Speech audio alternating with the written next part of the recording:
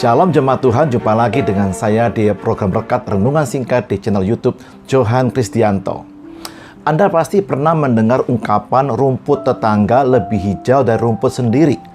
Ungkapan ini kira-kira bermakna bahwa seringkali kita menilai kondisi orang lain seakan-akan selalu lebih baik dan lebih beruntung dari kondisi yang kita alami.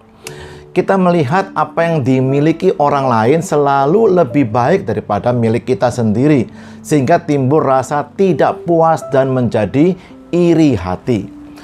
Kalau kita terus-menerus sibuk melihat rumput tetangga, maka hidup kita pasti tidak bakal bahagia, karena kita tidak pernah bisa mensyukuri rumput yang ada di halaman kita sendiri.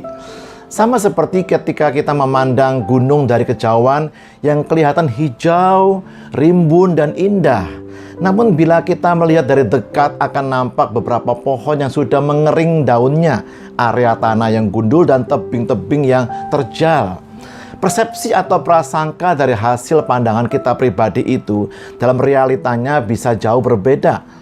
Demikian juga ketika kita melihat orang lain lebih sukses, maka muncul rasa rendah diri alias minder. Padahal seharusnya kita menjadi lebih bersemangat dan termotivasi lagi ketika melihat orang lain lebih sukses dari kita, bukan? Kita juga jadi sering mengeluh, terutama ketika melihat orang lain lebih bahagia dan memiliki kelebihan dibanding kita. Sekali lagi, ini masalah persepsi atau prasangka pribadi kita sendiri yang akibatnya kita jadi kurang bersyukur dan tidak bisa melihat kebaikan-kebaikan yang sudah ada di hidup kita sendiri. Kalau tidak, lama-kelamaan sikap kita semakin buruk dan malah menjelek-jelekan orang yang kita sangka punya rumput yang lebih hijau dari kita.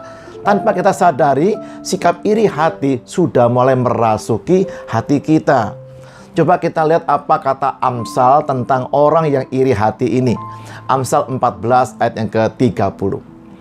Hati yang tenang menyegarkan tubuh, tetapi iri hati membusukkan tulang.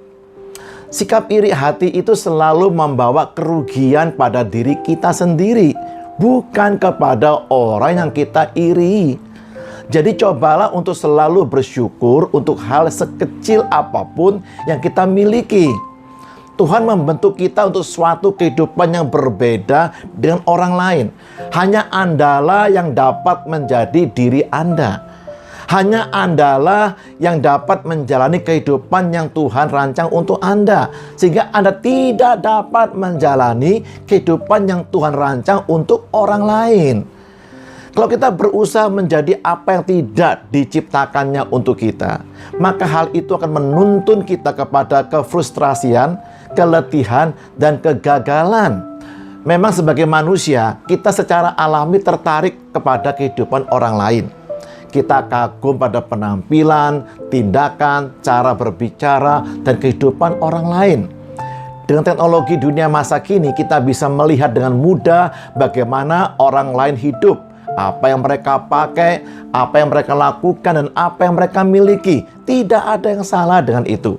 Tetapi akan menjadi masalah ketika kita mulai marah kepada Tuhan dan protes kepadanya.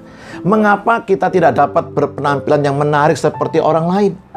Tidak sekaya orang lain, tidak sepandai orang lain, dan masih banyak mengapa-mengapa lainnya. Hal ini sudah Salomo tulis di kitab Pengkhotbah 4 ayat yang ke-4.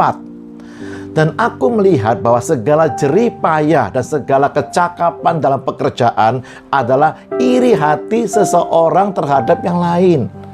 Ini pun kesia-siaan dan usaha menjaring angin. Berikutnya, akibat yang paling buruk dari sikap iri hati ini adalah melakukan penghinaan kepada Tuhan. Menganggap Tuhan tidak becus membentuk orang yang iri hati ini, seperti orang yang dia iri. Dan mengapa Tuhan tidak menciptakan dia secantik atau setampan orang lain itu? Sikap iri hati ini sebenarnya adalah suatu bentuk pemberontakan rohani yang didasarkan pada kebodohan dan keangkuhan. Iri hati menganggap bahwa ia mempunyai rencana yang lebih baik untuk hidupnya dibandingkan rencana Sang Penciptanya sendiri. Alkitab mencatat sikap angkuh seperti ini di Roma 9 ayat yang ke-20. Siapakah kamu, hai manusia, maka kamu membantah Allah? Dapatkah yang dibentuk berkata kepada yang membentuknya, mengapakah engkau membentuk aku demikian?